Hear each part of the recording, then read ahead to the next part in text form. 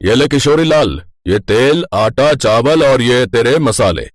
अरे वाह वाह भाई, दोस्त हो तो तेरे जैसा। और ये रहे तेरे इस महीने के पैसे।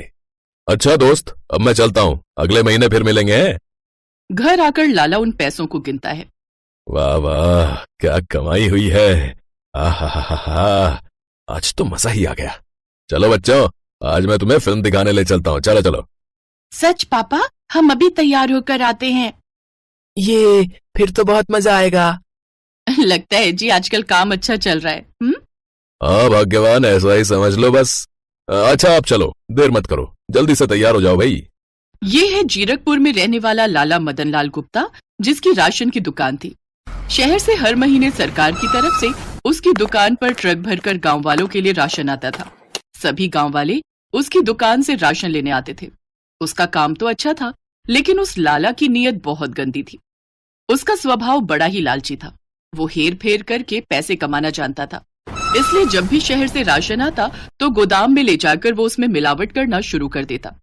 इस आटे में आधा मैदा मिला देता हूँ। हो गया। वाह वाह वाह वाह। अब चावल में कंकड़, दाल में छोटे छोटे पत्थर, और इस लाल मिर्च में ईंट का चूरा, और तेल में बीमार जानवरों की चर्बी। अब इतना सारा राशन बच गया। इसे दूसरे गांव में किराना की दुकान पर बेचकर मैं खूब मुनाफा कमाऊंगा। लाला उस राशन को किशोरी लाल को बेच आता है। मदन लाल ये काम कई सालों से करता रहा था और इसी के दम पर वो गांव में सबसे ज्यादा पैसे वाला बन गया था। इस बात का घमंड भी अब उसमें आने लगा था। एक रोज, ये क्या है मदन, जो राशन के चावल तुमने हमें दिए हैं उसमें आधे से ज्यादा में तो कंकड़ निकले हैं। आटा जो दिया है उसकी रोटी तो रबड़ सी खिंचती है। तुम्हारा तेल ऐसा होता है कि पूछो ही मत। अगर ऐसे ही चलता रहा तो हमारा गुजारा कैसे होगा? अरे तो क्या अब मैं वो कंकड़ पत्थर भी साफ करके दूं? हैं? एक तो सरकार तुम गरीबों को मुफ्त में पाल रही है, मुफ्त में राशन दे रही है? उसमें भी तुम लोगों के भाव बढ़े हुए हैं भाई। तुम लोगों की भलाई के लिए मैंने राशन की दुकान खोली है, ऊपर से तुम मेरे ही काम में गलतियां निकाल रहे हो।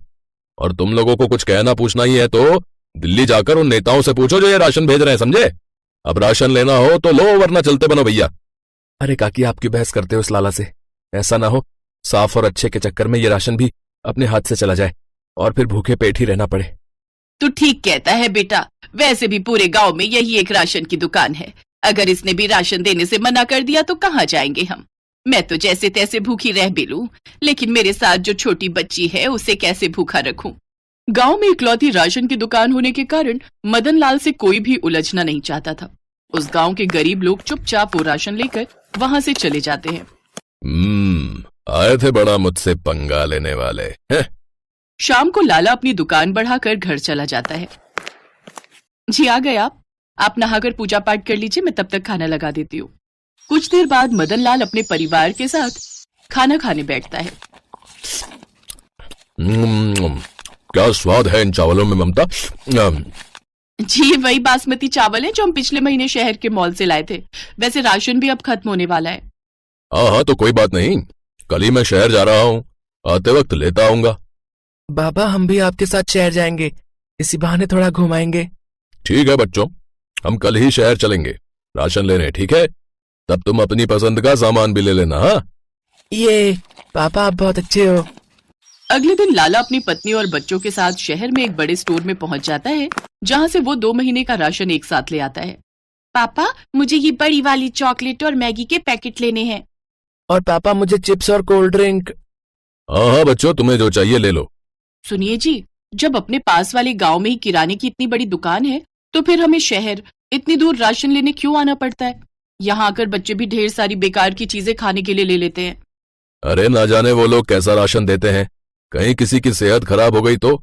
और वैसे भी जब हमारे पास अच्छे खासे पैसे हैं तो फिर हम क्यों वो घटिया राशन खाएं? अब तुम आराम से इस एसी वाले मॉल में शॉपिंग करो। हाँ, और ये घटिया सोच छोड़ दो। हाँ, और सुनो, शहर में रहने वाले सभी बच्चे यही सब खाते हैं, समझे? तो उन्हें तो कभी कुछ नहीं होता।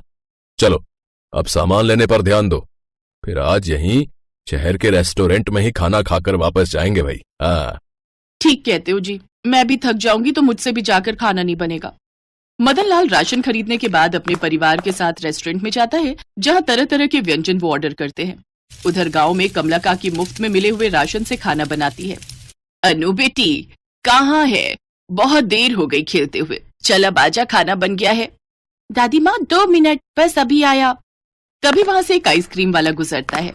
आइसक्रीम ले ली, आइसक्रीम, ठंडी ठंडी आइसक्रीम। अरे वाह, आइसक्रीम वाला। दादी माँ मुझे आइसक्रीम खानी है, लेकिन मेरे पास इतने पैसे नहीं है बेटी कि मैं तुम्हें आइसक्रीम दिलवा सकूं। तू छोटी सी थी जब तेरे माँ बाप एक हादसे का शिकार हो गए और तुझे मेरी गोद में डालकर इस दुनिया से चले गए। इस बुढ़िया के पास दौलत के नाम पर कुछ नहीं है मेरी बच्ची, सिवाय तेरे। बड़ी मुश्किल से राशन मिलता है सरकार से, उसी से तेरा और अपना पेट भर पा रही हूँ। अन्नू उदास समूह बनाकर अपनी झोपड़ी के बाहर बैठ जाती है और जब तक वो आइसक्रीम वाला वहां से चला नहीं जाता वो उसे निहारती रहती है। फिर चुपचाप अंदर चली जाती है और बेमन से वो चावल और दाल खाने बैठती है।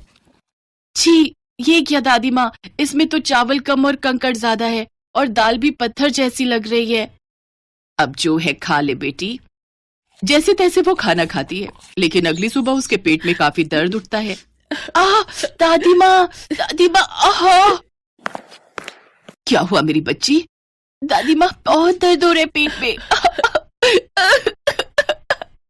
दादी माँ, तू रो मत मेरी बच्ची, मैं अभी तुझे डॉक्टर के पास ले चलती हूँ। कमला उसे सरकारी अस्पताल लेकर जाती है, लेकिन वहां तो पहले ही काफी ज्यादा लोगों की भीड़ थी, क्योंकि लाला के दिए हुए राशन से गांव में किसी न किसी को कोई न कोई परेशानी होती रहती। हे भगवान, यहाँ नंबर आते आते तो शाम हो जाएगी। नहीं, मुझे इसे अभी उस शर्मा की प्राइवेट क्लिनिक पर ले जाना होगा। कमला काकी अनु को बबलू की बैलगाड़ी में बिठाकर डॉक्टर अनिल के क्लिनिक पहुंचती हैं।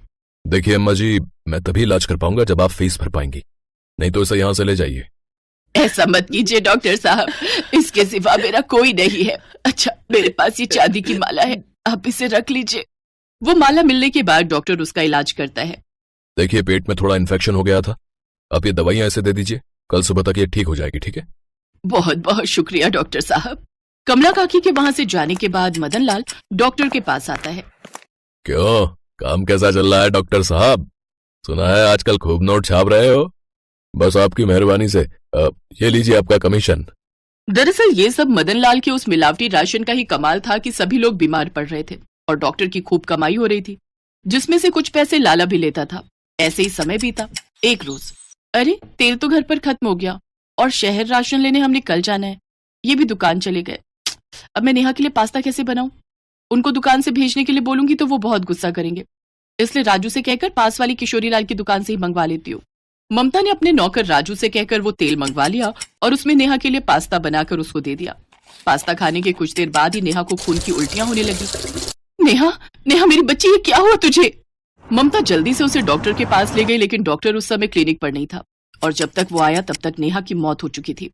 फूड पॉइजनिंग होने के कारण इसकी डेथ हो गई। फिर लाला को जब सारी बात पता चली तो वो अपने किए पर बहुत रोया। मेरी करने की सजा मेरी ही बच्ची को मिल गई। लाला ने सभी गांव वालों के सामने सारी बात बताई। फिर हाथ जोड़कर उसने सबसे माफी मांगी। अब उसने राशन में हेरा फेरी करना बंद कर दिया। आखिरकार उसे इस बात की इतनी बड़ी कीमत जो चुकानी पड़ी थी,